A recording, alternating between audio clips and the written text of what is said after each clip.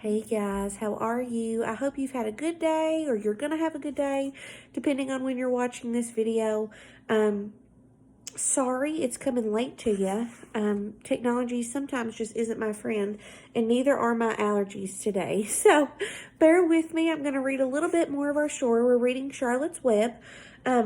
We had gotten to the part where Charlotte's dad had brought the pig into her, the baby pig. She had convinced him that she would be able to take care of it. So let's see what happens. Fern came slowly down the stairs. Her eyes were red from crying. As she approached her chair, the carton wobbled and there was a scratching noise inside. Fern looked at her father. Then she lifted the lid of the carton. There, inside, looking up at her, was the newborn pig. It was a white one. The morning light shone through its ears, turning them pink. "He's yours," said Mr. Abril, which is Fern's dad. Let me fix my book here. "Saved from an untimely death, and may the good Lord forgive me for this foolishness."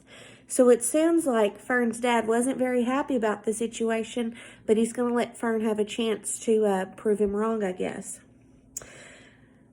Fern couldn't take her eyes off the tiny pig. "Oh," she whispered, "oh, just look at him. He's absolutely perfect."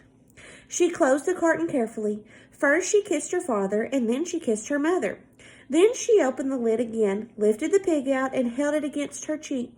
At this moment, her brother Avery came into the room. Avery was 10. He was heavily armed, an air rifle in one hand, a wooden dagger in the other. "What's that?" he demanded. "What's Fern got?" "She's got a guest for breakfast," said Fern's mother. "Wash your hands and face, Avery." "Let's see it," said Avery, setting his gun down. "You call that miserable thing a pig? That's a fine specimen of a pig. It's no bigger than a white rat." "Wash up and eat your breakfast, Avery," said his mother. "The school bus will be along in a half an hour." "Can I have a pig too, Pop?" asked Avery. "No, I only distribute pigs to early risers," said their father. Fern was up at daylight trying to rid the world of injustice, and as a result, she now has a pig. A small one, to be sure, but nevertheless a pig. It just shows what can happen if a person gets out of bed promptly. "Let's eat." But Fern couldn't eat until her pig had a drink of milk. Her mother found a baby's nursing bottle and she gave it to Fern. She poured warm milk into the bottle. Let me turn my page.